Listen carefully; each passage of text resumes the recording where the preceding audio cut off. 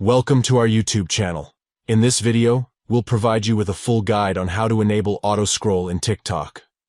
Auto-scrolling can be a convenient feature that allows you to effortlessly browse through TikTok content.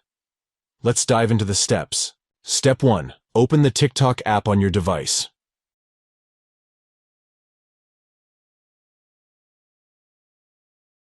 Step 2. Once you're on the TikTok feed, tap and hold on the screen. This will activate the auto-scrolling feature. Step 3. Look for the auto-scroll option and tap on it. This will enable the auto-scrolling feature in TikTok. By following these simple steps, you can enjoy the convenience of auto-scrolling through your TikTok feed, where the content seamlessly transitions without manual scrolling. We hope this guide has been helpful in learning how to enable auto-scroll in TikTok.